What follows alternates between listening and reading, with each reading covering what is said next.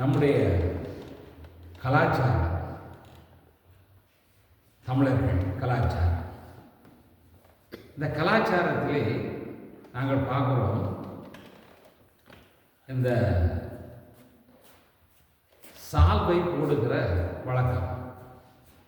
இது என்னுடைய பண்பாட்டில் இருக்கிற ஒரு காரியம். இப்போ நாங்கள் பேண்ட்ஸ் சூட் என்று போட ஆரம்பித்து விட்டோம். ஆனால் முன்னைய காலங்களிலே நாங்கள் பார்க்கின்ற போது அது ஒரு தேசிய உடை போல இருந்தது. அந்த ஒரு வேஷ்டி கட்டி ஒரு ஜிப்பா போட்டு, அதாவது நேஷனல் அந்த ட்ரெஸ்ஸை போட்டு ஒரு சால்வையை தோளிலே போடுவார்கள். இந்த சால்வை போடுகிற வழக்கம் நம்முடைய கலாச்சாரத்தில் இருக்கிறது. இப்போ நீங்கள் இந்துக்களை நீங்கள் பார்ப்பீர்களா இருந்தால் அவர்கள் திருமண வீட்டுக்கு போனால் சால்வை, ஆலயத்துக்கு போனால் சால்வை, இந்த சால்வைகளை பயன்படுத்துகிறார்கள். அவர் இந்த சால்வை ஏன் அணிகிறார்கள்? சால்வையிலே அப்படி என்ன இருக்கிறது? எதற்காக சால்வை? சால்வையில் ஏதாவது விசேஷம் இருக்கா? அது அதனுடைய முக்கியத்துவம் தான் என்ன என்றால் நாங்கள் என்ன பதில் வைத்திருக்கிறோம்?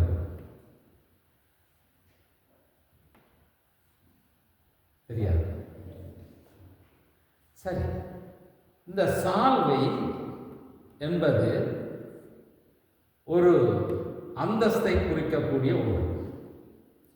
இப்போ இதே சால்வையை நான் செய்திக்குள்ளே போகும்போது அது உங்களுக்கு புரியும். இந்த சால்வையை இப்போ தோளிலே இருக்கிற இந்த சால்வை இந்துக்கள் ஆலயத்துக்கு போகும்போது அந்த சால்வை எங்க போகுது? இடுப்புக்கு போகுது. இப்போ ஒரு திருமண வீட்டுக்கு போய் அந்த திருமணத்திலே முக்கியமான பங்கெடுக்கிற மணமகனை மணமகளை வாழ்த்துகிற, அல்லாவிட்டால் கொடுக்கிற ஏதாவது ஒரு ஃபங்க்ஷனாக வரும்போது அந்த சால்வை எங்கே போகுது? தலைக்கு போகுது. அப்ப இந்த சால்வை இடத்துக்கு இடம் மாறுகிறது. ஏன் மாறுது என்று கேட்டால் அந்தந்த இடத்துக்கு எப்படி அந்த சால்வை போக வேண்டுமோ அதற்காக மாறுகிறது. ஒரு மனிதன் ஒரு சால்வையை பயன்படுத்துகிறார் என்றால் அது ஒரு அங்கீகாரம் உள்ளதாக மாறுது. இப்போ ஒரு பணக்காரன் அல்லது ஒரு உயர்ந்த நிலையில் இருக்கக்கூடிய ஒருவராக இருந்தால் அவர் சால்வையை தோளிலே போட்டிருப்பார். அந்த சால்வையை அவர் தோளிலே போடுவார். அந்த தோளிலே போடும்போது அவருக்கு ஒரு கம்பீரம், ஒரு அங்கீகாரம் இருக்கிறது என்பது பொருள். ஆகவே இப்பொழுது நாங்கள் கர்த்தருடைய வார்த்தைக்குள்ளே நாங்கள் போகலாம். கர்த்தருடைய வார்த்தைக்குள்ளே நாங்கள் வரும்போது 1 ராஜாக்களின் புஸ்தகம் 19வது அதிகாரம் 19வது வசனம். 1 ராஜாக்களின் புஸ்தகம் 19வது அதிகாரம் 19வது வசனத்திலே, அப்படியே அவன் அவ்விடம் விட்டு புறப்பட்டு போய் 12 ஏர் பூட்டி உழுத சாப்பாத்தின் குமாரன் ஆகிய எலிசாவை கண்டான். அவன் 12ஆம் ஏரை ஓட்டிக் கொண்டிருந்தான். அப்பொழுது அவன் இருக்கும் இடம் மட்டும் போய் அவன் மேல் தன் சால்வையை போட்டான். இப்போ எலியா ஒரு சால்வை வைத்திருந்தான். அந்த சால்வையை இப்பொழுது என்ன செய்கிறார் என்றால் சாப்பாத்தின் குமாரன் ஆகிய எலிசாவிடத்திலே போய் எலிசாவின் மேலே அந்த சால்வையை போடுகிறதாக இந்த வேதவசனம் எழுதப்பட்டிருக்கிறது. அப்படியானால் எலியாவினுடைய சால்வையில் என்ன இருந்தது? அந்த சால்வையினுடைய முக்கியத்துவம் என்ன? ஏன் அவர் அந்த சால்வையை அவனிடத்திலே போடுகிறார்? எலியாவுடைய சால்வையில் என்ன இருந்தது? தேவனுடைய மகிமை இருந்தது. சரியா? தேவனுடைய வல்லமை இருந்தது. அப்போ இதை நாங்கள் அங்கே பார்க்கிற போது வேதாகமத்திலே அங்கே நாங்கள் பார்க்கும்போது சிலரை அபிஷேக எண்ணெய் வைத்து அவர்களை தீர்க்கதரிசிகளாக, ராஜாக்களாக, ஆசாரியர்களாக அபிஷேகம் பண்ணி பிரதிஷ்டை பண்ணி அவர்களை ஊழிய பாதையில விடுகிற காரியங்கள் வேதத்திலே இருக்கிறது. சில ஊழியக்காரர்கள் தங்களுடைய 2 கைகளையும் அவர்கள் மேலே வைத்து அவர்களுக்காக ஜோம் பண்ணி அவர்களை பிரதிஷ்டை பண்ணி ஊழியத்திலே பிரித்து விடுவார்கள். அதே போல நீங்கள் வேதாகமத்திலே பார்க்கும்போது பவுல் அப்போஸ்தலனையும் பர்னபாவையும் ஊழியத்துக்கென்று அவர்கள் அழைத்து அவர்களுக்கு கைகளை வைத்து ஜெபம் பண்ணி அவர்களை ஊழியத்துக்காக பிரித்து விட்டார்கள். ஆகவே இந்த ஒவ்வொரு காரியங்களிலேயும் எண்ணெய் கரண் இப்படியாக பல காரியங்கள் வேதத்திலே சொல்லப்பட்டிருக்கிறது. அவை இந்த இடத்திலே இந்த எலியா என்ன செய்கிறான் என்றால் தன்னுடைய சால்வையை கொண்டு போய் எலிசாவின் மேலே போடுகிறார். அவை எலிசாவின் மேலே அது போடப்படுகிற பொழுது அந்த தேவனுடைய அழைப்பு, அதாவது தேவனுடைய அழைப்பு எலிசாவுக்கு வருகிறது. அந்த அழைப்பை நிச்சயம் பண்ணுவதற்காக எலியா தீர்க்கதரிசி தன்னுடைய சால்வையை கொண்டு போய் அவனுடைய தோளிலே அதை போட்டு தேவனால் தெரிந்து கொள்ளப்பட்டவன் என்பதை அறிவிக்கும்படியாக, தேவனுடைய தெரிந்து கொள்ளுதலை காணும்படியாக எலியா தன்னுடைய சால்வையை எடுத்து எலிசாவின் மேலே அவன் போட்டான். அவை எலியாவினுடைய ஊழிய காலம் நிறைவடைந்து விட போகிறது. அதன் பின்பாக அவருடைய இடத்துக்கு ஒருவர் நியமனம் செய்யப்படுகிறார். அப்போ ஒருவர் தீர்க்கதரிசியாக இருந்து அவருடைய காலம் முடிந்து இன்னொருவர் தீர்க்கதரிசிய ஆகிய அவருடைய பதவிக்கு அவருடைய காரியத்தை செய்வதற்கு தேவனுக்காய் செய்யப்படுவதற்காக நியமிக்கப்படுகிற ஒரு காரியம்தான் அந்த இடத்திலே நடைபெறுகிறது. அவை இந்த ஒரு புதிய தீர்க்கதரிசியை தேவன் தெரிவு செய்து எலியாவிடத்திலே சொல்லுகிறார், அவனை நீ போய் சந்தித்து அவனுக்கு சால்வை போடும்படியா. அப்ப நாங்கள் பார்க்கிறோம், இந்த எலியாவினுடைய சால்வையிலே இருந்த அபிஷேகம், அழைப்பு, தீர்க்க தரிசனம், வாக்குத்தத்தம் போன்ற அந்த சால்வையை அவன் கொண்டு போய் எலிசாவுக்கு போடுகிறான். அப்ப ஆண்டவர் என்ன சொல்லுகிறார் என்றால், அங்கே ஒன்று ராஜாக்களின் புஸ்தகம் 19வது அதிகாரம் 16வது வசனம். 1 ராஜாக்கள் 19:16. ஆபேல் மெகோலா ஊரானான சாபாத்தின் குமாரன் எலிசாவை உன் ஸ்தானத்தில் தீர்க்கதரிசியாக அபிஷேகம் பண்ணு என்று ஆண்டவர் சொல்லுகிறார். அப்ப இதன் நிமித்தமாகத்தான் இந்த எலியா தீர்க்கதரிசி எலிசா இருக்கிற இடத்துக்கு போகிறார். அங்கே போய் அந்த இடத்திலே அவனுடைய சால்வையை எடுத்து அவருக்கு போர்க்கிறதை நாங்கள் பார்க்கிறோம். இப்போ ஒருவரை நாங்கள் அபிஷேகம் பண்ண வேண்டும் என்றால் நாங்கள் எப்படி செய்வோம்? இப்போ நாங்கள் ஒருவரை இந்த சபையிலே ஒரு ஊழியக்காரனை எனக்கு பிறகு நான் ஒரு ஆளை அபிஷேகம் பண்ணுவதென்றால் எப்படி நாங்கள் அதை செய்வோம்? அவரை நாங்கள் எங்கே சந்திப்போம்?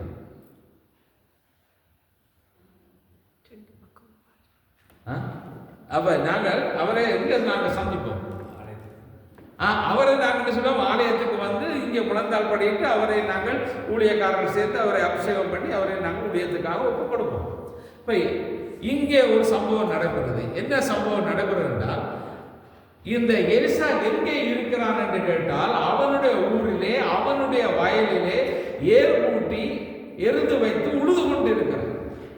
அந்த இடத்துக்கு தான் எலியா போகிறார். அந்த இடத்துக்கு போய் அவரை சந்தித்து அவருக்கு இந்த சால்வையை அங்கே போடுகிறதை நாங்கள் பார்க்கிறோம்.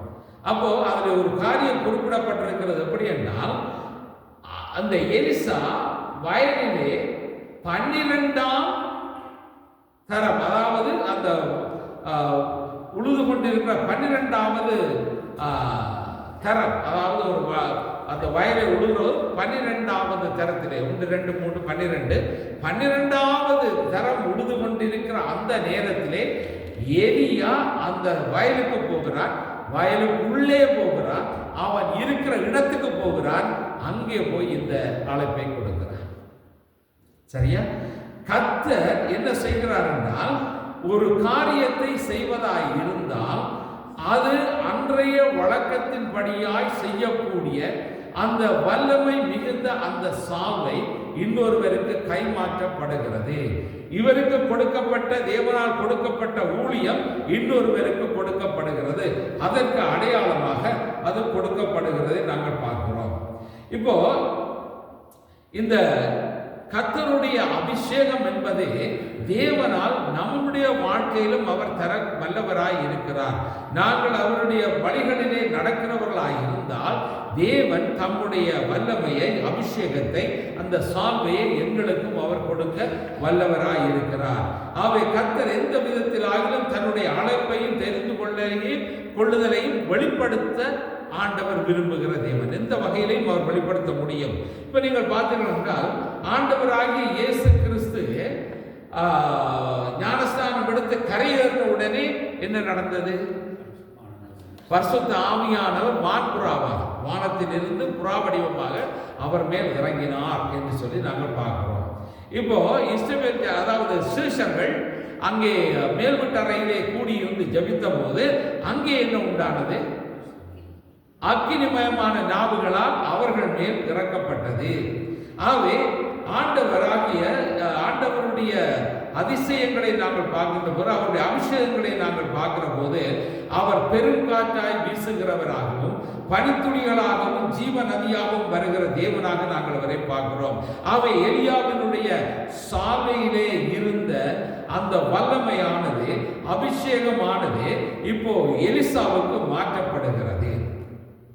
அவை இந்த சாலையிலே நாங்கள் பார்க்கிற போது இந்த அபிஷேகத்தை இவன் பெற்றுக்கொண்டு அங்கீகாரம் பண்ணப்படுகிற அந்த சூழ்நிலையிலே நாங்கள் பார்க்கிறோம், இந்த எலியாவுடைய ஊழியத்திலும் எலிசாவுடைய ஊழியத்திலும் உள்ள வித்தியாசம் என்ன?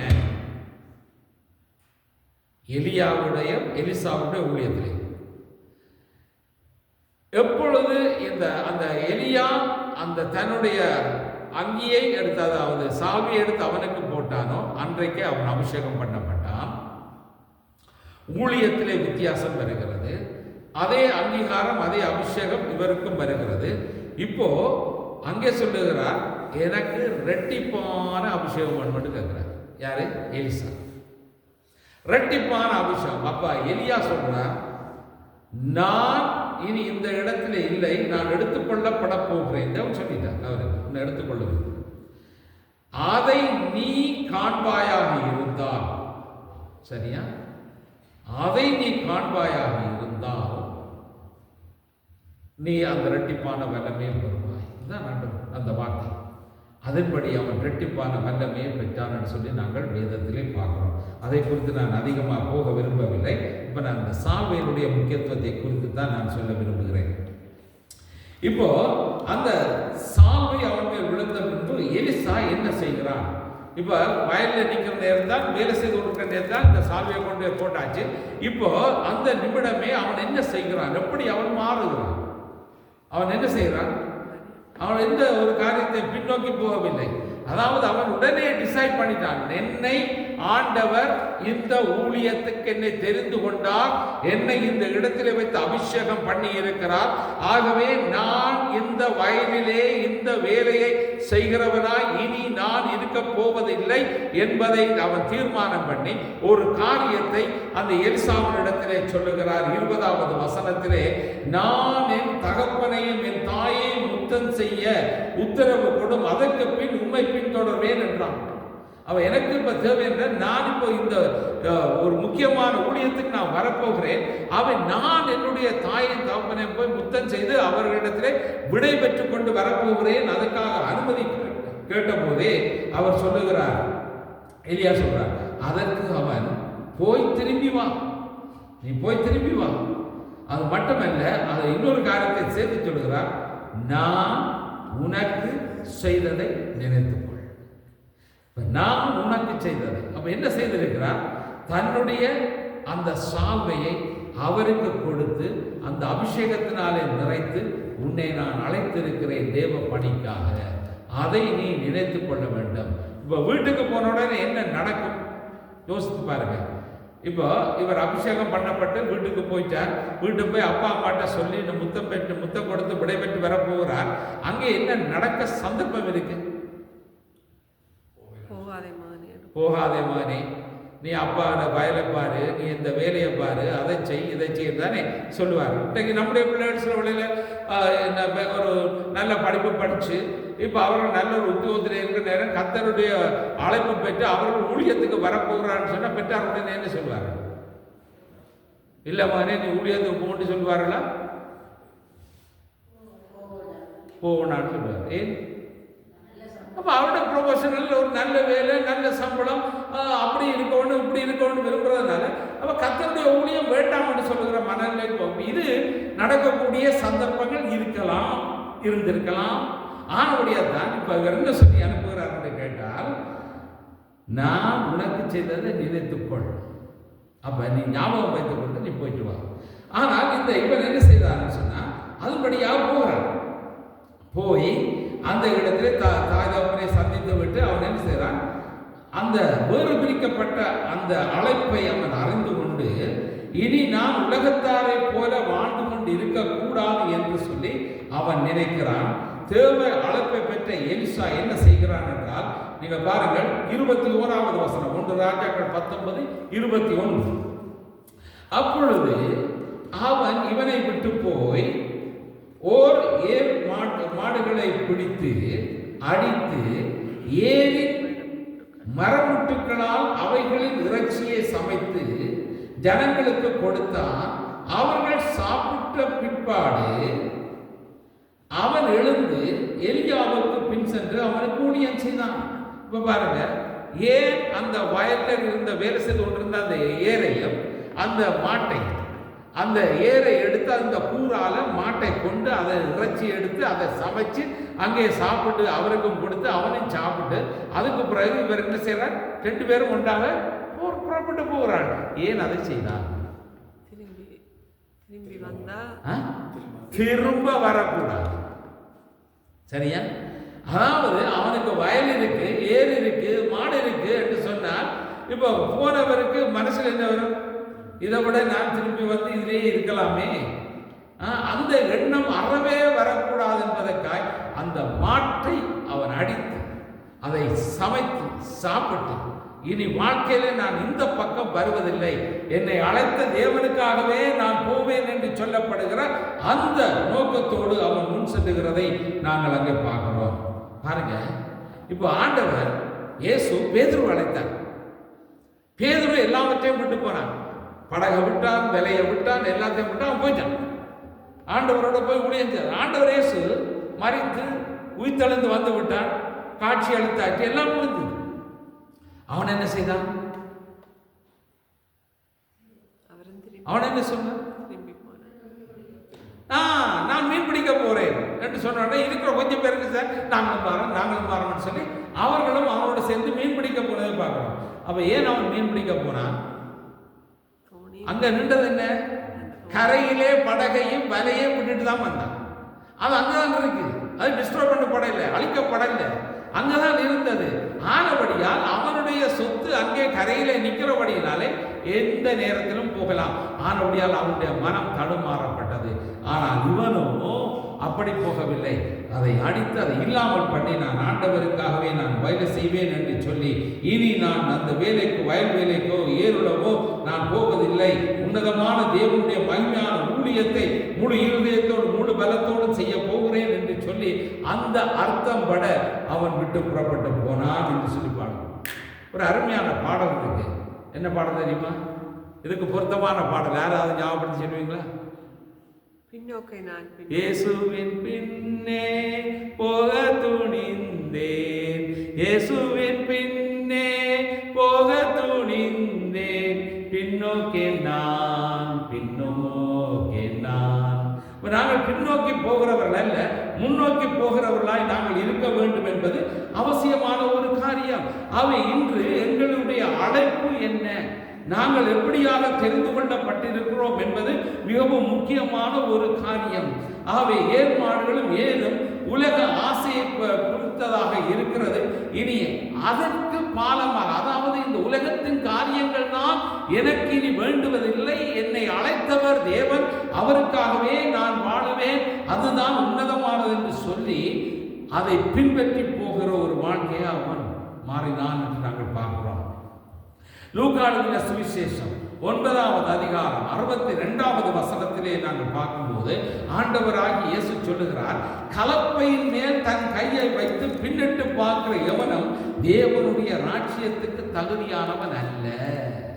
அப்ப அழைக்கப்பட்டு ஆண்டவருடைய ஊழியத்திலே வந்த பிறகு அந்த ஊழியத்தை விட்டு திரும்பவுமாய் போய் வேறு காரியத்தை பார்ப்பது, வேறு காரியங்களை வேறு வேலை செய்வது, இப்படியானது அது தகுதியானது அல்ல. அது தேவனுடைய ராஜ்யத்துக்கு தகுதி உள்ளவனாய் இருக்க முடியாது. இப்ப பாருங்க, பர்த்திமேயு என்ற குருடன் ஒருவன், அவன் பிச்சை கேட்டுக்கொண்டு இருக்கிறான். ஆண்டவர் இயேசு வருகிறார் என்று கேள்விப்பட்ட போதே, தாவீதின் குமாரனே எனக்கு இரங்கும் என்று அவன் சொன்னான். அங்கே அவன் கூப்பிட்ட அந்த சத்தத்தை கேட்ட தேவன் அவர் என்ன செய்கிறார் என்றால், அந்த இடத்தில் நின்று அவனை அழைக்கிறார். பர்த்திமேயு வா என்று சொல்லுகிறார்.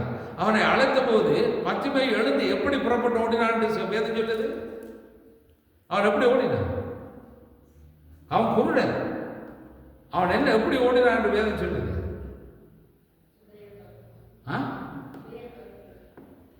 அவனுடைய மேல் வஸ்திரம், சால்வை, அந்த மேல் வஸ்திரத்தை கழற்றி எறிந்து விட்டு அவன் ஆண்டவரிடத்திலே போடுகிறான். ஏன் அந்த மேல் வஸ்திரத்தை இருந்தான் என்று கேட்டால், இந்த மேல் வஸ்திரம் எதற்கு அடையாளமாய் இருக்கிறது என்றால், இன்றைக்கு ஒரு குருடனை நாங்கள் உலகத்திலே பார்க்கும்போது அவர்கள் என்ன தடி வைத்திருக்கிறார்கள்? வெள்ளை தடி, ஒயிட் ஸ்டிக். அந்த தடியை வைத்து இப்படி போகிற போது நாம் என்ன செய்கிறோம்? அவருக்கு முதலிடம் கொடுக்கிறோம். அந்த அப்படியான ஒரு பார்வையற்ற ஒரு வருகிறார் என்பதை அடையாளம் காட்டுகிறது. அதே போலதான் அந்த நாட்களிலே அவர்களுக்கான ஒரு சால்வை இருந்தது. அந்த சால்வை அவர்கள் குருடர்கள் என்பதை தெளிவுபடுத்துகிறதற்காக வைக்கப்பட்டது. இப்ப ஆண்டவர் இயேசு அழைத்த போது அவர் என்ன செய்தார் என்றால், அந்த சால்வையை தூக்கி எறிந்து விட்டு அவன் ஆண்டவராகிய இயேசு அண்டையிலே ஓடினான். ஏனென்றால், நான் இனி குருடனாக இருக்க போகிறதில்லை, என்னை ஆண்டவர் இயேசு அழைத்திருக்கிறார். ஆகவே இந்த குருடன் என்று சொல்லப்படுகிறதுக்கு அடையாளமாய் வைக்கப்பட்டிருக்க இந்த சால்வை இனி எனக்கு தேவையில்லை என்று அவன் தூக்கி எறிந்துவிட்டு ஆண்டவர் அண்டையிலே ஓடினான். அவன் பார்வையை பெற்றான். ஆகவே எனக்கு அருமையானவர்களே, இப்ப நாங்கள் இந்த சால்வையினுடைய ஒரு முக்கியமான சில பகுதிகளை நாங்கள் பார்த்தோம். ஒரு 3 காரியங்களை சொல்லி நான் முடித்து விடுகிறேன். இப்போ தூக்கி எறிய வேண்டிய சால்வைகள் என்ன? எங்களோட வாழ்க்கையில நாங்கள் சால்வை வச்சிருக்கிறோமா என்று கேட்டால், நாங்கள் என்ன சொல்ல, நாங்கள்லாம் சால்வை பாவிக்கிறதே இல்லை, சால்வை என்றால் என்னப்பான்னு கேட்கிற அளவில் நாங்கள் இருக்கிறோம். ஆனால் எங்கள்கிட்ட சில சால்வைகள் இருக்கு. அது என்னன்னு நாங்கள் பார்க்கலாம். யோசுவாவின் புஸ்தகம் 7ஆம் அதிகாரம் 20-21 வசனம். யோசுவா 7ஆம் அதிகாரம் 20-21 வசனங்கள். அப்பொழுது ஆகான் யோசுவாவுக்கு பிரதியுத்தரமாக, மெய்யாகவே நான் இஸ்ரவேலின் தேவனாகிய கர்த்தருக்கு விரோதமாய் பாவம் செய்தேன், இன்னென்ன பிரகாரமாய் செய்தேன். அப்போ ஒரு டீட்டெயில் கொடுக்கிறான். கொள்ளையிலே நேர்த்தியான ஒரு பாபிலோனிய சால்வையையும் 200 வெள்ளி சேக்கலையும் 50 சேக்கல் நிறையான ஒரு பொன்பாலத்தையும் நான் கண்டு அவைகளை இச்சித்து எடுத்துக்கொண்டேன். இதோ அவைகள் என் கூடாரத்தின் மத்தியில் பூமிக்குள் புதைந்திருக்கிறது, வெள்ளி அதன் அடியில் இருக்கிறது என்றார். இப்ப அந்த இஸ்ரவேல் ஜனங்கள் கூடாரம் போட்டு தங்கி இருக்கிறார்கள். இப்போ அவர்கள் ஒரு யுத்தத்துக்கு போயிருக்கிறார்கள். அந்த சமாரியாவிலே நடந்த அந்த யுத்தம், அந்த யுத்தத்திலே அங்கே அவர் யோசுவா ஏற்கனவே சில காரியத்தை கடவுள் என்ன சொன்னாரோ சொன்னதையெல்லாம் சொல்லி இருக்கிறார்.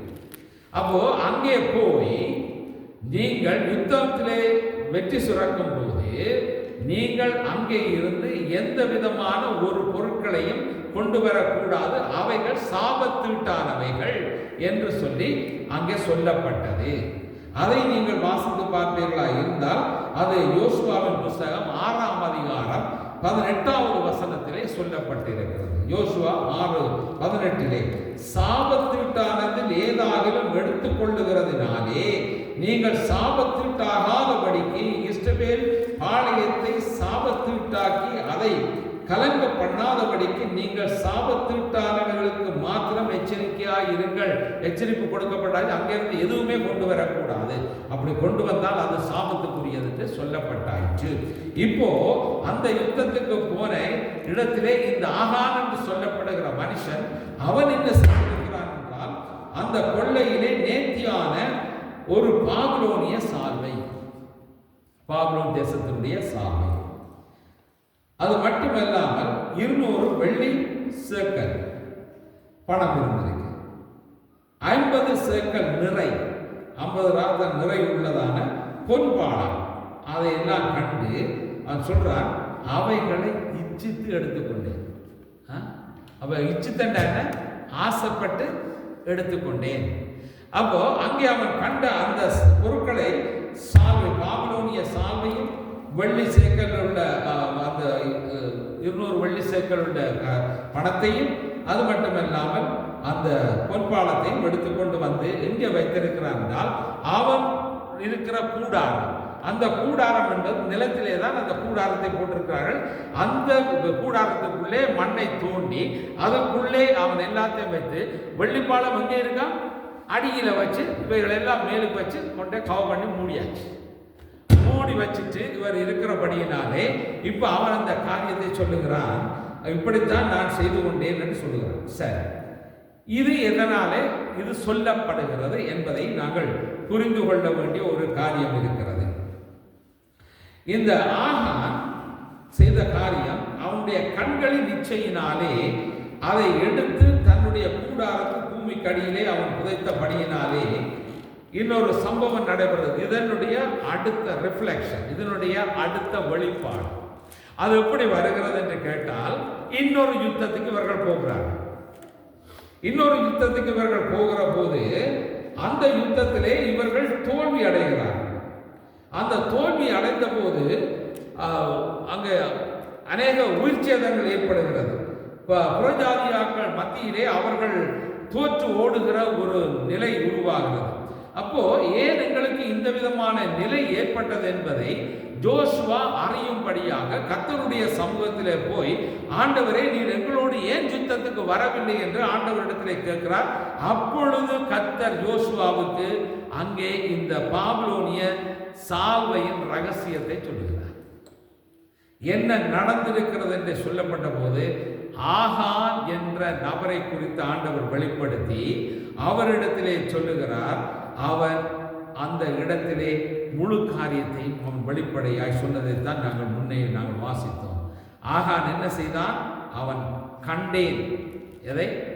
அந்த காரியங்களை அவன் கண்டான், பொருட்களை கண்டேன். அதுக்கப்புறம் என்ன செய்தான்? அவன் இச்சித்தேன்னு சொல்ல, இச்சித்தேன். அதுக்கப்புறம் என்ன செய்தான்? எடுத்துக்கொண்டேன். அதை அவன் எடுத்துட்டான். அதுக்கப்புறம் என்ன செய்தான்? ஒளித்து வைத்தேன் என்று. அப்ப இன்றைக்கு நம்முடைய வாழ்க்கையிலும் பல விஷயங்கள் எங்களுக்கு இச்சையாக இருக்கிறது, விருப்பமாக இருக்கிறது, ஆசையாக இருக்கிறது. அந்த ஆசையினாலே நாங்கள் அவைகளை எடுத்துக்கொள்ளுகிறோம்.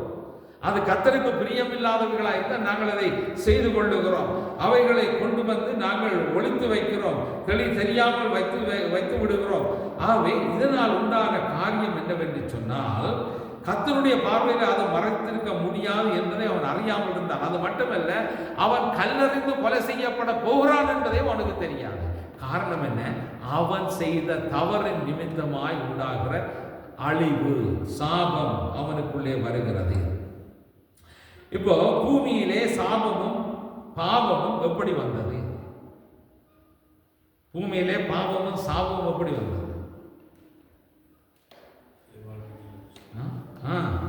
அப்ப நாங்கள் நன்றாக அறிந்திருக்கிறோம் அதை. அப்ப ஏவாள் என்ன செய்தால்? விலக்கப்பட்ட கனியை முதலாவது கண்டாள். அடுத்ததாக அவள் என்ன செய்தால்? இது பார்வைக்கு நல்லதாக இருக்குன்னு சொல்லி இச்சித்தாள். சரியா? அப்போ இச்சையினாலே அது கவர்ந்தெடுக்கப்படுகிறாள். அடுத்து என்ன செய்தால்? பறித்தாள், புசித்தாள். அது மட்டும் இல்லாமல் என்ன செய்தால்? தானும் கெட்டாள், புருஷனுக்கும் கொடுத்து அவனே கிடப்பணியாச்சு. சரிதான்? அப்ப அந்த ஆசை, இப்ப நாங்கள் என்ன சொல்றோம்? அது சாத்தான் வந்து பாம்பின் ரூபத்தில் அவளோட பேசி அவள் தான் அதனாலதான் வந்தேன்னு சொல்றோம். சரி, உண்மைதான், அதனாலதான் வந்தது. ஆனால் அவள் என்ன செய்திருக்க வேண்டும்? அதுக்கு காரணம் ஆதான்.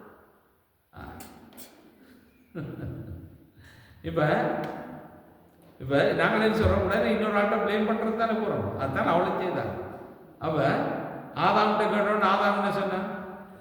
ஆதாம் தனியை விட்டு போனபடியா தான் போனது. அப்ப ஆதாம் வந்து இப்ப என்ன சொல்றார்? ஆண்டவர் வந்து கேட்கல, நீர் எனக்கு தந்த மனைவியானவள், துணையானது, அவள் எனக்கு தந்தால் நான் சாப்பிட்டேன். அவளை கூப்பிட்டு கேட்டோன்னு அவளை என்ன சொன்னான்? இல்லை, அங்கே பாம்பு வந்து சொன்னது ஆனபடியால் நான் சாப்பிட்டேன்.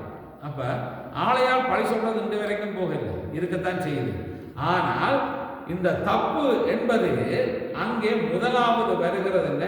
காண்பதினால். முதல் கண்டது, அடுத்தது ஆசைப்பட்டது, பறைத்தது, புசித்தது. அப்போ இதனாலே பாவம் மனுஷனுடைய வாழ்க்கையில் வருகிறது, அது சாபமாக மாறுது. முள்ளும் குறுக்கும் முளைத்தது என்றால் வேதம் சொல்லுகிறது. ஆகவே இன்றைக்கு அநேகருடைய வீடுகளிலே சில சால்வைகள் உள்ளுக்கு போயிடுச்சு. எப்படிப்பட்ட சால்வைகள்? பாபிலோனிய சால்வைகள் போன்ற சாபத்திட்டான பொருட்கள் நம்முடைய வீடுகளுக்கும் வந்து சேருது. எப்படி வந்து சேருது? எப்படிப்பட்ட பொருட்கள் வந்து சேருது என்று கேட்டால், சில அழகு என்று சொல்லப்படுகிற ரூபத்திலே வருகிற சிலைகள், சில பொருட்கள் இருக்குது தானே, அழகான பொருட்கள் சொல்லப்படுற பல காரியங்கள் இருக்குது. அப்ப இந்த அழகண்ட ரூபத்திலே அது அழகாய் அது ஷோகேஸில் இருப்பதற்கு அல்லது இந்த ஷெல்ஃபில் இப்படி இருந்தால் அது அழகாக இருக்கும் என்று நாங்கள் அவைகளை கொண்டு வந்து வைக்கிறோம். அவைகளுக்கு கூடாகவும் மனித வாழ்க்கையிலே பலவிதமான விக்கிரகங்கள் வீட்டுக்குள்ளே வருகிறது. சாபம் உள்ளவைகள் வீட்டுக்குள்ளே வருது. உதாரணத்துக்கு ஒரு காரியத்தை சொல்லுகிறேன். இப்போ நீங்கள் எல்லாரும் பார்த்துருப்பீர்கள், இந்த அநேகமான கடைகளில் வந்து லாஃபிங் புத்தான்னு வச்சிருப்பாங்க. சில வீடுகளில் வந்து அது கொஞ்சம் சின்னதாக இருக்கும், குட்டியாக இருக்கும், இன்னும் ஒரு size, medium size, large size இப்படி எல்லாம் இருக்கும். அப்போ இதை எதுக்காக கொண்டு வந்து வைத்தார்கள்? வடிவென்று கொண்டு வந்தார்களா, அழகென்று கொண்டு வந்தார்களா, அல்லது ஃபனியாக இருக்குன்னு கொண்டு வந்தார்களா, அல்லது வருவாய் பெருகும் என்று கொண்டு வந்தார்களா? எல்லாத்துக்கும் ஒரு காரணம் வச்சாச்சு. என்ன?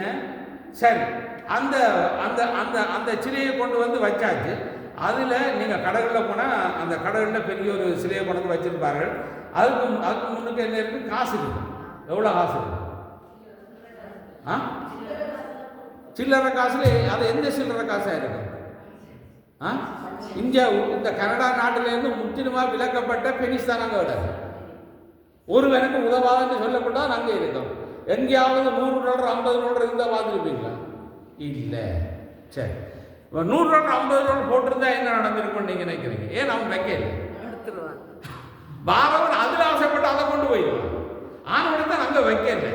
அப்போ இன்றைக்கு நம்முடைய வாழ்க்கையில் என்ன செய்யணும் என்றால், அது வச்சால் ஆசீர்வாதம் பெறும், பணம் பெறும், செல்வம் பெறும் என்று சொல்லி இன்றைக்கு அவைகளை வீடுகளிலே கொண்டு வந்து அதை ஒரு வீடுகளிலே வைக்கிறார்கள். சில கிறிஸ்தவ வீடுகளில் இருக்கு, நாம் கண்ணால பார்த்துருக்கோம், சொல்லியும் இருக்கிறோம். சரியா? வீடுகளில் நான் பார்த்துருக்கேன், நான் சொல்லியும் இருக்கேன். இந்த வீடுகளில் வைக்காதீங்கன்னு சொல்லி இருக்கிறேன். அப்படி இன்னும் வச்சிருக்கிறார்கள். இனி அவைகளுக்கும் கத்திருக்க முடியாது. அப்போ ஏன் வைக்கிறார்கள் என்று கேட்டால், வருமானம் வரணும். வருமானத்தை கொடுக்கிறவர் யாரு? தேவன். ஆசீர்வாதத்தை கொடுப்பது தேவன். விரோதமாய் போனால் சாபத்திட்டான காரியத்தை பெற்றுக்கொள்வதும் அவர்களால் தான் இருப்பார்களே தவிர அது தேவனுக்கு பிரியமானது அல்ல. அவை இன்றைக்கு நாங்கள் எங்களுடைய விருப்பம் என்று சொல்லி, இது அழகு என்று சொல்லி, அது இப்படி என்று சொல்லி, அதற்கான காரணங்களை வைத்து நாங்கள் பல பொருட்களை வீட்டுக்குள்ளே கொண்டு வந்து வைத்தால் அது பாவமான காரியம், சாபமான காரியம். சிலர் சொல்வார்கள், நல்ல அழகான மயில், நல்ல தோகை விரித்த மாதிரியா இருக்கக்கூடிய அழகாய் செய்யப்பட்ட மயில், அதை கொண்டு வந்து வீட்டிலே வைக்கிறதுக்கு விருப்பப்படுகிறார்கள். உண்மையான மயில் இறகெல்லாம் அதில் வச்சு சேர்த்து வச்சிருப்பார்கள். இது வீட்டுக்குள்ள வைக்கலாமா, வைக்கக்கூடாது?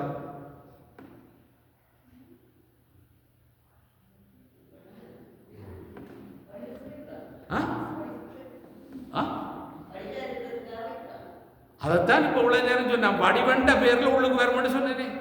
இதான் எங்களுடைய கண்கள் மறைக்கப்படுது, அழகு என்பதிலே மறைக்கப்படுகிறது.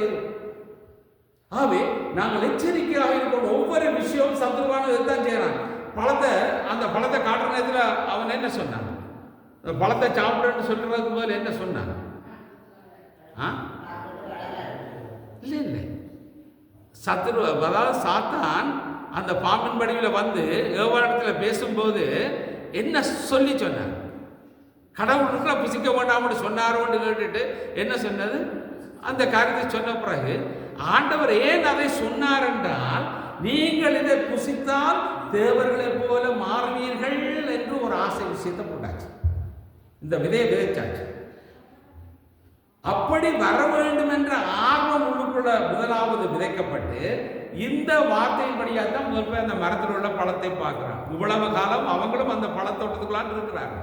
அதை அடிக்கடி கண்டுகொண்டு தான் இருக்காது. அது வரைக்கும் அவளுக்கு அதை பற்றி ஆசை வரவே இல்லை. ஆனால் இப்ப அவன் சொன்ன ஒரு விஷயத்தினாலே தான் அந்த ஆசை வந்து அதை போய் பார்க்கிறான். அது கண்ணுக்களுக்கு இச்சையாக இருக்கிறது, கண்ணுக்கு நல்ல தோற்றமாக இருக்கு. அதை பறித்து அதை புசித்து அடுத்தடுத்த ஸ்டெப்புக்கு போகிறாள். ஆனால் ஒரு நாளும் சாத்தான் வந்து அதை பறித்து கொண்டு வந்து இதை சாப்பிட்டா நீ தேவனை போல ஆவான்னு சொல்லி எதையுமே கொடுக்கல. சாத்தான் அந்த வேலை செய்யலை. ஆனால் நாங்கள் இப்போ எல்லா பழியும் கொண்டு யாரில் போடுறோம்? சாத்தான் எல்லாம் போடுறோம். சரியா? நல்ல ஒரு மனுஷன் அவனை போய் நாங்கள் தேவையில்லாமல் பழி வரும் செய்தெல்லாம் மாதிரி நாங்கள் சொன்னதை கேட்க வேண்டும். யார் சொன்னதை கேட்கணும்? ஆண்டவர் சொன்னது. ஆண்டவர் சொன்னார், 2 கனியையும் பற்றினார், இதை புசியாது, இதை புசித்தால் இன்னதான் நடக்கும் என்று சொன்னார். அதை ஏன் விரும்ப வேண்டும்? அப்ப நாங்கள் இன்றைக்கு சொன்னதை கேட்க விருப்பம் இல்லை. அப்ப ஆண்டவர் சொல்லுகிற காரியத்தை கேட்க விருப்பம் இல்லாதவர்களாய் நாங்கள் எதையோ ஒன்றை செய்து வைத்துட்டு அதற்கு காரணம் கற்பிக்கிறவர்களாக நாங்கள் மாறிக்கொண்டிருக்கிறோம். ஆகவேதான் இந்த இடத்திலே நாங்கள் பார்க்கும் போது இன்றைக்கு எங்களை அறியாமலே சில சால்வைகள் வீடுகளுக்குள்ளே இப்படியாக வந்து உட்கார்ந்து கொண்டு இருக்கிறது. தவறான முறையிலே சம்பாதித்தவைகள் வருகிறது. அவை எங்களுக்கு சில காரியங்கள் செயல்படுத்தப்பட வேண்டும். தவறான முறையிலே சில காரியங்களை செய்து அவைகளை வீட்டுக்குள்ளே கொண்டு வருகிறோம். உழைக்கிறதை அது வேறு விதமாய் மாற்றி அதை உள்ளுக்குள்ள கொண்டு வரும். அப்போ வெளியிலேருந்து தவறான முறையில் சம்பாதித்து அதை ஒரு பொருளாக மாற்றுகிறோம். அதாவது ஒரு தங்க நகையாய் அல்லது வேறு விதமாய் அதை மாற்றி அதை வீட்டுக்குள்ளே கொண்டு வருகிறோம். இப்போ ஆரம்பம் தவறானது, அதை வேறு விதமாய் மாற்றி அதை உள்ளுக்குள்ளே கொண்டு வர்றோம். இன்னொரு விக்கிரகம், இன்னொரு சால்வை வீட்டுக்குள்ளே வந்து விடுகிறது. அவை இப்படியான பாபிலோனிய சால்வைகள் எங்களுடைய வீடுகளுக்குள்ளே வராதபடிக்கு நாம் எச்சரிக்கையாக இருக்க வேண்டும். அழகு என்ற பெயரிலே இப்படியானவைகள் வரும், எச்சரிக்கையாக இருக்க வேண்டும். மத்தேயு எழுதின சுவிசேஷம் 10வது அதிகாரம் 26வது வசனம் சொல்லுகிறது, வெளியாக்கப்படாத மறைபொருளும் இல்லை, அறியப்படாத ரகசியமும் இல்லை. அதை மறைச்சு வச்சுட்டு இருக்க முடியாது, அது வெளியிலே வந்துதான் தீரும் என்பதை தேவன் சொல்லுகிறார். பாருங்க, சகையு அவன் என்ன செய்கிறான்? ஆண்டவர் இயேசு தூரத்தில் வருகிறதை காண்கிறான். அப்போ தூரத்தில் வந்தவொடனே ஆண்டவர் இயேசு இவர் பார்க்க வேண்டும். அப்போ பார்க்க வேண்டாம், இவன் ஒரு குள்ளனாக இருக்கிறபடினாலே இந்த வருகையை பற்றி ஆண்டவர் வருகிறார் அறிஞ்ச உடனே இவன் என்ன செய்யறான்? ஓடி போய் காட்டத்தி மரத்தில் ஏறி உட்கார்ந்துட்டான். சரியா? வெகு தூரத்தில் ஆண்டவர். ஆனால் அங்கே வந்தவொடனே ஆண்டவர் இயேசு என்ன செய்தார்? சகோவியே இறங்கி வா. மறைஞ்சிருக்கே இல்லாது உயரத்தில் போய் ஏறி இருந்தாலும் ஆண்டவர் காண்கிற தேவன். அப்படித்தான் சங்கீதக்காரன் சொல்றான், பாதாளத்திலே படுக்கை போட்டாலும் நீர் அங்கே இருக்கிறீர் என்று சொல்லுறான். சரியா? அப்ப நாங்கள் மறைந்து வாழ முடியாது, மறைத்து வைத்துக் கொண்டு இருக்க முடியாது. அது வெளியரங்கமாகிய தீரும். ஆண்டவர் நியாயத்திலே கொண்டு வந்து நிறுத்துவார். பிரசங்கி புஸ்தகம் 11வது அதிகாரம் 9வது வசனம் சொல்லுகிறது, தேவன் உன்னை நியாயத்திலே கொண்டு வந்து நிறுத்துவார் என்று அறி என்று சொல்லுகிறார். அவை ஆண்டவர் நியாயத்திலே கொண்டு வந்து நிறுத்துவார். அவை பாபிலோன் என்ற வார்த்தைக்கு அர்த்தம் என்னவென்றால் குழப்பம் அல்லது தாரணம். அதை நீங்கள் ஆதியாகமம் 11வது அதிகாரம் 7வது வசனத்திலே நீங்கள் பார்க்க முடியும். பாபேலிலே கர்த்தர் ஜனங்களின் பாஷையை தாறுமாறாக்கினார். அவர்கள் தங்களுக்கு பேருண்டாக ஒரு கோபுரத்தை கட்டுவோம் என்று பாபேல் கோபுரத்தை அவர்கள் கட்டினார்கள். அப்பொழுது ஆண்டவர் என்ன செய்தார்? அவர் அந்த பாஷையை தாறுமாறாக்கினார். பாபிலோன் என்றால் தாறுமாறு, குழப்பம். இன்றைக்கு நம்முடைய வாழ்க்கையிலே பாபிலோன்களாக எத்தனை விஷயங்கள் இருக்கிறது, அதை நாம் சிந்தித்து பார்க்க வேண்டும். அவை அப்படியான குழப்பத்துக்கு காரணமாக இருக்கக்கூடிய அந்த பாபிலோனிய சால்வைகள் நம்முடைய வாழ்க்கையில் இருக்கக்கூடாது. வெளிப்படுத்தின விசேஷம் 17:5 சொல்லுகிறது, மகா பாபிலோன் வேசிகளுக்கும் பூமியில் உள்ள அருவருப்புகளுக்கு தாய் என்று எழுதப்பட்டது. அப்போ பாபிலோன் என்று சொன்னாலே அது மிகவும் மோசமான ஒரு காரியம். அவை இன்றைக்கும் இந்த பாபிலோனிய ஆவி மக்கள் மத்தியிலே இருக்கிறது. இன்றைக்கு எங்களுக்குள்ளேயும் அது போய்கொண்டிருக்கிறது. அவை இப்படிப்பட்ட இச்சையாகிய பாபிலோனிய சால்வைக்கு இடம் கொடுத்து இவைகளை தங்களுடைய கூடாரங்களுக்குள்ளே மறைத்து வைத்துக் கொண்டிருக்கிற நிலைமை என்னுடைய வாழ்க்கையில் இருக்குமானால் அந்த வாழ்க்கை மிகவும் மோசமான ஒரு வாழ்க்கையாய் மாறும். அவை கர்த்தருடைய கண்கள் அதை காண்கிறது. நாங்கள் அதற்கு வேறு சாயங்கள் பூசலாம், வேறு காரணங்கள் நாங்கள் சொல்லலாம், ஆனால் தேவன் அதை காண்கிறவராக இருக்கிறார். பாபிலோனிய சாவை எங்களுடைய வாழ்க்கையில வேண்டாம் என்று சொல்லுகிற ஒரு தீர்மானத்துக்கு நாங்கள் போக வேண்டும். இரண்டாவது சாவை கிழிக்கப்பட்ட சாவை. எங்கே கிழிக்கப்படுகிறதா? 1 சாமுவேலின் புத்தகம் 15வது அதிகாரம் 27, 28 வசனத்திலே நீங்கள் பார்க்கும்போது அங்கே ஒரு சம்பவம் சொல்லப்படுகிறது. 1 சாமுவேல் 15, 27, 28 வசனம். போகும்படி சாமுவேல் திரும்புகிற போது சவுல் அவன் சால்வையின் தொங்கலை பிடித்துக் கொண்டான், அது கிழிந்து போயிற்று. அப்பொழுது சாமுவேல் அவனை நோக்கி, கர்த்தர் என்று உம்மிடத்தில் இருந்த இஸ்ரவேலின் ராஜ்ய பாரத்தை கிழித்து போட்டு உம்மை பார்க்கிலும் உத்தமனாய் இருக்கிற உம்முடைய தோழனுக்கு அதை கொடுத்தார் என்று சொல்கிறார். இப்போ இந்த சம்பவம் எங்களுக்கு தெரிந்த ஒரு சம்பவத்தை தான் நான் இங்கே சொல்லுகிறேன். இப்போ சவுல் ராஜாவாக இருக்கிறான். அமலேக்கியரோட யுத்தத்துக்கு போகிறார். யுத்தத்துக்கு போகிற போது சாமுவேல் சொல்லிவிட்டார், யுத்தத்துக்கு போங்கள், வெற்றி உங்களுக்கு தான். ஆனால் நீங்கள் அந்த வெற்றி அடைந்து வரும்போது நீங்கள் அங்கே இருந்து எந்த விதமான ஒரு பொருளும் கொண்டு வரக்கூடாது. அந்த இடத்துல இருந்து எந்த விதமான ஒரு பொருள் கூட தாகர் கொண்டது போல அங்கிருந்து எதுவுமே எடுத்து வரக்கூடாது, எல்லாத்தையும் அழித்து போடுங்க தான் ஆண்டவர் சொன்னார். இவன் போனான், யுத்தத்துக்கு போனான், யுத்தம் முடிந்தது, வெற்றி பெற்றுட்டாங்க, வெற்றி பெற்று வந்தாச்சு. இப்போ வெற்றி கொண்டாட்டம் நடக்குது. சரியா? வெற்றி கொண்டாட்டம் நடக்குது. வெற்றியின் சம்பத்தை நாட்டு இப்போ வெற்றி கொண்டாட்டம் நடக்கிற போது இப்போ சாமுவேல் போறார். அங்க போன உடனே சாமுவேல் எழுந்து அவரை வரவேற்று எல்லாம் வெற்றியாய் நடந்து முடிந்து விட்டது என்று சொல்லி அப்படி சாமுவேல் இடத்துல இந்த விஷயத்தை பற்றி சொல்றார். அப்ப சவுல் என்ன சொல்றான், இந்த காதுல ஒரு சத்தம் கேட்குது, அது என்ன சத்தம்? ஆடு மாடுகளுடைய சத்தம் கேட்கிறது என்று சொல்றார். இது எப்படி என்று கேட்ட உடனே அவர் உடனே ஒரு விளக்கம் கொடுக்கிறார். பாருங்க என்ன மாதிரி விளக்கம் கொடுத்தார் அவர். ஆடு மாட்டுல சத்தம் கேட்குதுன்னு சொல்ற, எல்லாம் வெற்றி எல்லாம் நீங்க சொன்னபடி எல்லாம் செய்துட்டு வந்தோம்னா நான் சொல்றேன். அவர் ஆண்டவர் சொன்னபடி எல்லாத்தையும் நாங்கள் செய்து வந்துட்டோம் என்று சொல்லி இருக்கிற நேரத்தில் கேட்கிறார், இந்த ஆடு மாடுகளுடைய சத்தம் என்ன என்று கேட்டபோது உடனே அவர் ஒரு ஆன்சர் கொடுக்கிறார். ஒரு தரமான ஆன்சர் கொடுத்தார். அப்படி நாங்கள் எல்லாம் சொல்றது போல எப்படி சொன்னார்? ஆடு மாடுகள் சத்தம் கேட்டோம், அதுக்கு என்ன சொன்னார் பதில் தெரியாதா? சரி, என்ன சொன்னார்? கர்த்தருக்கு பலி செலுத்துவதற்காக கொடுத்த ஆடுகள் மாடுகள் எல்லாத்தையும் நாங்கள் அவைகளை வேறு விரித்து கொண்டு வந்தோம். யாரு கொண்டு வந்தது? யாரை கொண்டு வந்தது சொல்லுங்க. கர்த்தருக்கு. உண்மை கர்த்தருக்கு அவ்வளவுதான். தங்களுக்கு. இப்ப சாமுவேல் இதை பற்றி கேட்டபடினால அது கர்த்தருக்கு நாங்கள் கொண்டு வந்தோம். கர்த்தர் என்ன சொன்னார்? கொண்டு சொல்லி சொன்னாரா? இல்ல, அவர் எல்லாத்தையும் அழித்து போடன்னு தான் சொன்னாங்க. அப்ப அழித்து போட சொன்னதை அவர் அழிக்காமல் எல்லா நல்ல கொழுத்த நல்ல மிருகங்களை எல்லாத்தையும் பார்த்து கொண்டு வந்து இங்கே வைத்திருக்கிறார். இப்ப சாமுவேல் இதை கண்டுபிடிச்சு தேவனால் வெளிப்படுத்தப்பட்டு இந்த காரியத்தை சொன்ன உடனே ஆண்டவருக்கு பலி செலுத்துவதற்காக நாங்கள் செப்பரேட் பண்ணி நாங்கள் கொண்டு வந்திருக்கிறோம் என்று சொல்லி அவன் சொல்லுகிறான். ஆகவே இந்த ஒரு நிகழ்விலே தான் இப்ப இந்த இடத்துல வெற்றி கொண்டாட்டம் நடத்தப்படுகிற அந்த இடத்துல இருக்கும்போது தான் இப்போ அந்த அமலேக்கியருடைய ராஜாவை கூட என்ன செய்து விட்டாங்க, அவனை அழிக்க இல்லை, அவனை உயிரோட விட்டுட்டான். ஆண்டவர் சொன்னார் அவனையும் கொல்ல வேணும், அங்க இல்ல எல்லாத்தையும் டிஸ்ட்ராய் பண்ண வேணும் என்று ஆண்டவர் சொல்லி இருக்க, அதை கேட்காமல் அவனையும் உயிரோட விட்டு இந்த பொருட்களையும் கொள்ளையாடி கொண்டு வந்து வச்சுட்டு இப்ப நான் எல்லாம் வெற்றி பெற்று வந்துட்டேன் என்று சொல்லி தேவன் வெளிப்படுத்தின போது ஆண்டவருக்கு பலி செலுத்த என்ற ஒரு பெரிய ஒரு பொய்யை சொல்லி மறைந்து வாழ யோசித்தான். அப்படி இருக்கும்போதுதான் சாமுவேல் அந்த இடத்தை விட்டு எழும்புகிறான் போறதுக்கு. அவன் கையை பிடிக்க போனவன் கை பிடிபட இல்லை, அவன் சால்வை தான் பிடிபட்டுச்சு. அந்த சால்வை பிடிச்சோன்னா சால்வை கிழிஞ்சிச்சு. இப்போ நாங்கள் என்ன சொல்லுவோம், இவ்வளவு பழைய சால்வையே இவ்வளோ காலம் வச்சிருந்தவன் நாங்கள் அவனோட தான் இப்படி கிழிஞ்சது.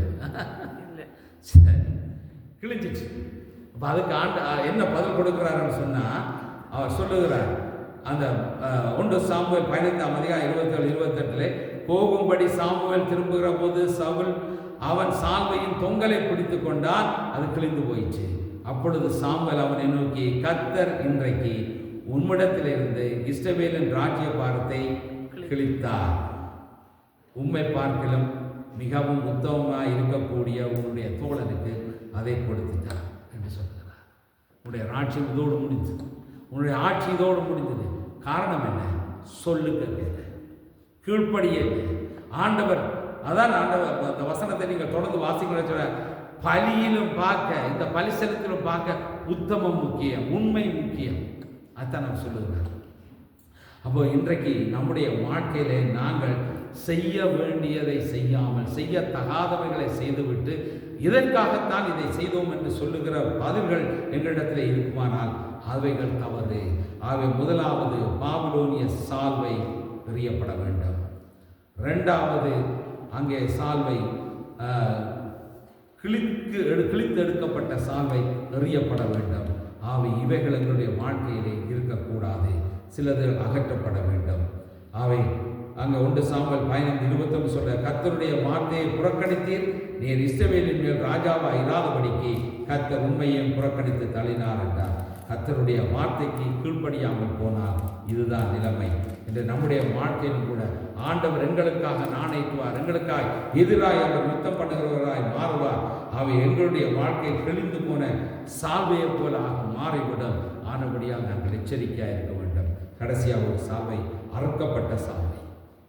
அறுக்கப்பட்ட சால்வை 1 சாமுவேல் 24ஆம் அதிகாரம் 4-5 வசனங்கள். அப்பொழுது தாவீது மனுஷர் அவனை நோக்கி, இதோ நான் உன் சத்துருவை உன் கையில் கொடுப்பேன், உன் பார்வைக்கு நலமானபடி அவனுக்கு செய்வாயாக என்று கர்த்தர் உன்னோடே சொன்ன நாள் இதுதானே என்றார்கள். தாவீது எழுந்திருந்து போய் சவுலுடைய சால்வையின் தொங்கலை மெல்ல அறுத்து கொண்டான். தாவீது சவுலின் சால்வை தொங்கலை அறுத்து கொண்டது நிமித்தம் அவன் மனது அடித்து கொண்டிருந்தது. இப்போ நாங்கள் என்ன பார்க்குறோம்னா, இந்த சவுல் அடிக்கடி தாவீது என்ன செய்கிறான், கொல்றதுக்கு வலிக்கிறான். இது எங்கேருந்து உருவானது? எதனால் உருவானது? ஏன் சவுல் தாவீதை கொல்ல வயதறினான்?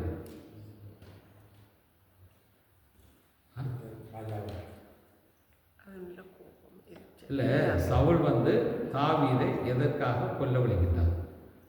இது ஒரு பெரிய சின்ன பிரச்சனை. என்ன சின்ன பிரச்சனை? அவன் அப்பா சொல்லிவிட்டார், இந்த சகோதரர்கள்லாம் யுத்த முறைக்கு போயிருக்காளப்பா, அவங்கள கொஞ்சம் போய் பார்த்துட்டு வா அப்படின்னு சொல்லி தாப்பன் சொல்லி விடுறார். இவர் போறார். அங்க போன உடனே பார்த்தா கோலியாத் அங்க வந்துட்டு என்ன செய்யறான், என்னோட ஆரப்பா யுத்தம் பண்ண முடியும்னு சொல்லி கேட்டு இவங்களெல்லாம் பயந்து நடுங்கி போய் இருக்கிறார்கள். அப்படிப்பட்ட நேரத்தில் இந்த தாவீது எடுத்தது என்ன காரியம்? அவனிடத்துல ஒரு கவனும் கல்லையும் அவன் கையில் எடுத்துட்டு, ஆண்டவருடைய நாமத்தினாலே நான் உனக்கு எதிராக வருகிறேன் என்று அவன் அங்கே இருந்து கல்லை எடுத்து சுழட்டி கவனில வைத்து அடித்து அவனை கீழே விழுத்தின போது ஜனங்கள் பாடினார்கள் ஒரு பாட்டு. என்ன பாட்டு? தாவீது கொன்றது 1000, சவுல் கொண்டது 1000, தாவீது கொண்டது 10000.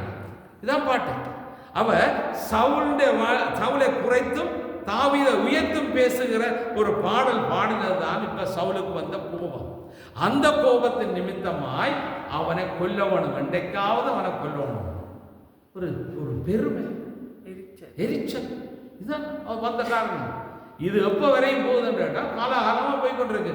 கொல்ல வயதுறான், தப்பி வருவான், சொல்ல வயதுறான், ஓடுகிறான். அப்ப இப்படி தப்பி இருந்து இப்ப கடவுள் என்ன சொன்னார் என்றால், அவருக்கு இப்ப உன்னை அவருடைய தாவீதுடைய கையிலே நான் ஒப்பு கொடுப்பேன் என்று சொல்லி ஆண்டவர் சொன்னார்.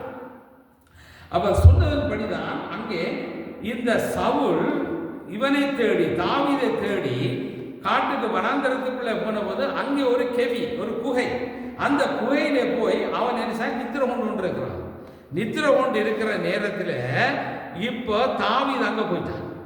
தாவீது அங்க போன இப்போ அவனோட தாவீதோடு இருந்த வீரர்கள் சொன்னார்கள், சரியான நேரம் இதுதான், ஆண்டவர் உனக்கு சொல்லப்பட்ட அந்த நேரத்துக்குரிய காலம் வந்திருக்கிறது என்று சொல்லி கர்த்தர் உன்னுடைய கையிலே அவரை கொடுத்து விட்டார் என்று சொல்லுகிறார். அப்பொழுது இந்த தாவீது என்ன செய்கிறான், அந்த குகைக்குள்ளே போறான், படுத்திருக்கிற இடத்துக்கு போகிறான். அவன் படுத்திருக்கிற பக்கத்திலே போயாச்சு. அவர் ஒரு சால்வை போட்டிருக்கிறார். நான் சொன்னேனே, அங்கீகாரம் உள்ளது ராஜாக்கள் போடுகிற இதே போல சால்வை அவர் போட்டிருக்கிறார்.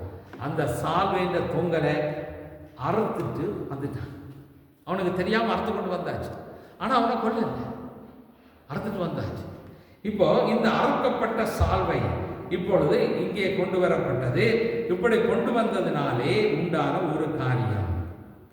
இப்போ நான் சொன்னேன், ஆரம்பத்தில் சொன்னேன், முதலாவது பாபிலோனிய சால்வை, இரண்டாவது கீழ்ப்படியாமையினால் கிழிந்த சால்வை, மூன்றாவது இந்த அறுக்கப்பட்ட சால்வை.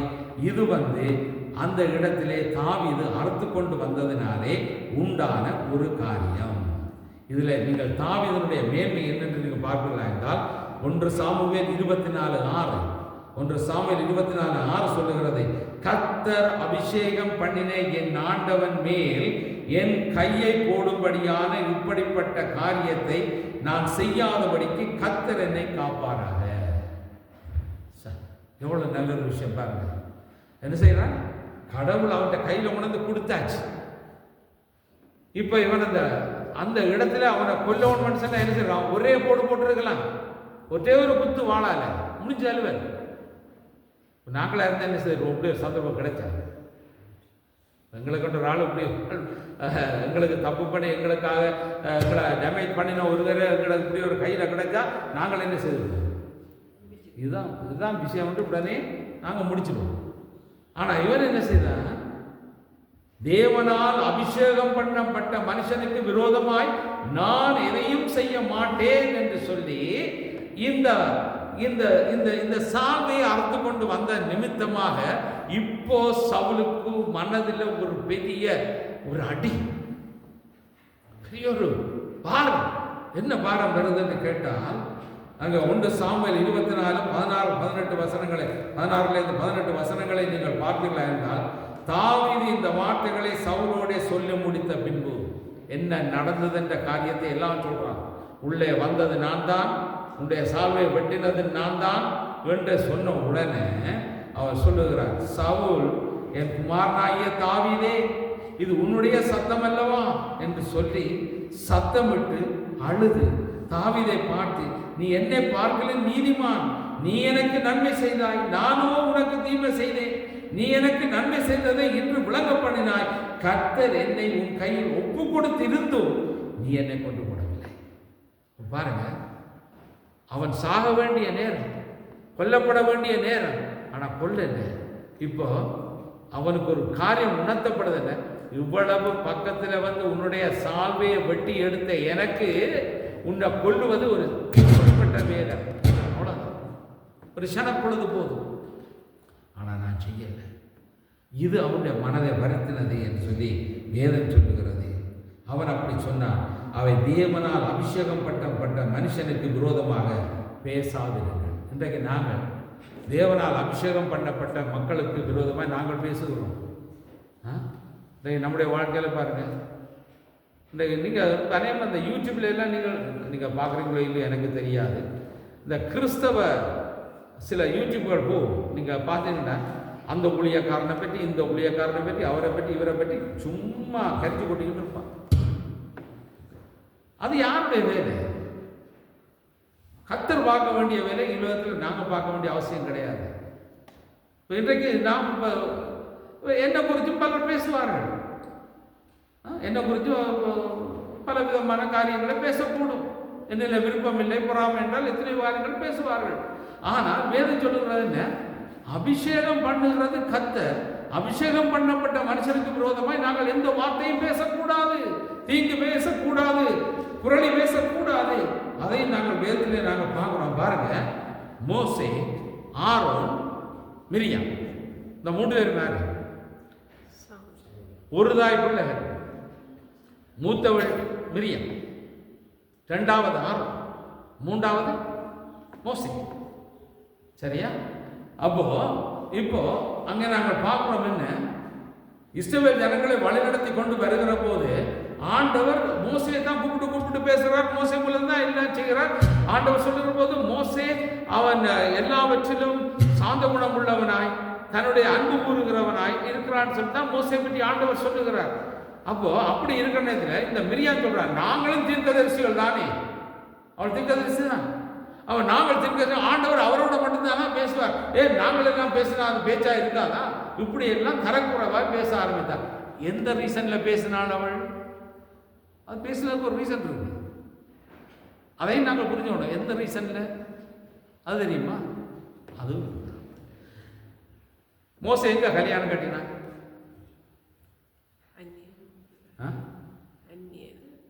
மோசே யார், எந்த பொம்பளைய கல்யாணம் கட்டினான்? எந்த ஜாதியில பொம்பளைய எடுத்து கல்யாணம் கட்டினான்? எத்தியோப்பிய பொம்பளை. சரியா? மீதியான் தேசத்தில் போய் எத்ரோட மகளை தான் திருமணம் செய்கிறார். அப்போ எத்தியோப்பிய பொம்பளையை கல்யாணம் பண்ணி வந்ததுனாலே இவன் ஒரு யூதனாயிருந்து இவன் போய் அந்த பெண்ணை திருமணம் செய்த கோபம் யாருக்கு? அக்காவுக்கு. சரியா?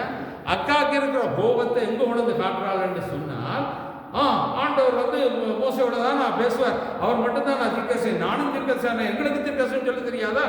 நாங்கள் அப்படி இல்லை இப்படி இல்லைன்ட்டு மோசைக்கு எதிராக பேச ஆண்டவர் என்ன செய்தார்? 3 பேரை கூப்பிட்டார். வாங்க 3 பேரும் வாங்க, என்னுடைய சமூகத்துக்கு வாங்க. 3 பேரும் நடப்ப, ஆரோனும் போயாச்சு, ஓம் போயாச்சு, எல்லாரும் நின்றாச்சு. இப்போ கேட்கிறார் ஆண்டவர், உன்னை யார் பேசிட்டு? அவன் என்னுடைய வீட்டிலே அவன் முக்கியமான உரம், நான் அவனோடு பேசுகிறேன், முகமுகமாய் நான் அவனோடு பேசுவேன். அவன் அதை பேசுகிறதுக்கு நீ ஆனபடியால் நீ இன்று முதல் வெண்குஷ்டம் அடைவாய். அவனுக்கு வெண்குஷ்டம் வந்துச்சு, குஷ்டரோகியா மாறினான். அப்போ அவளுக்காக பருந்து மண்டாடி ஜெபம் பண்ணுகிறான் மோசே. பருந்து மண்டாடி ஜெபம் பண்ணி, இப்ப இந்த குஷ்டம் வந்தால் இவளை என்ன செய்யப்படணும்? பாளையத்துக்கு புறம்பே வைக்க வேண்டும். 7 நாள் புறம்பே வைச்சிருக்க வேண்டும். 7 நாள் இவர்களுடைய பயணம் தடப்பற போகிறது, கானானுக்கு போற பயணம். அங்கே இவர்கள் நிற்க, இவளை விட்டுட்டு போக முடியாது. இப்படியான ஒரு சம்பவத்திலே தான் அங்கே போய் ஆண்டவரிடத்திலே கேட்கிறான். கேட்டபோது ஆண்டவர் மன்னிப்பை கொடுத்து இன்றைக்கு நாங்கள் அபிஷேகம் பண்ணினவர்களுக்கு விரோதமாய் பேசுவதற்கு எங்களுக்கு எந்த தகுதியும் கிடையாது. நாங்கள் யாரையுமே நாங்கள் ஏளனப்படுத்தியோ பேச முடியாது.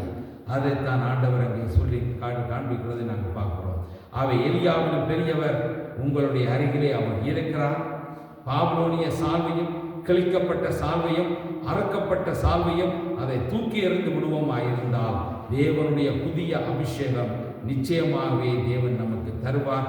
கர்த்தருக்காக எழும்பி பிரகாசிக்கும்படியாய் நாம் நம்மை ஒப்புக் கொடுக்கிறவர்களாய் மாறுவோம். அவை எங்களுக்குள்ளே இந்த பாபிலோனிய சால்வை வேண்டாம், பாவத்துக்குரிய சாபத்துக்குரியவைகள் வேண்டாம்.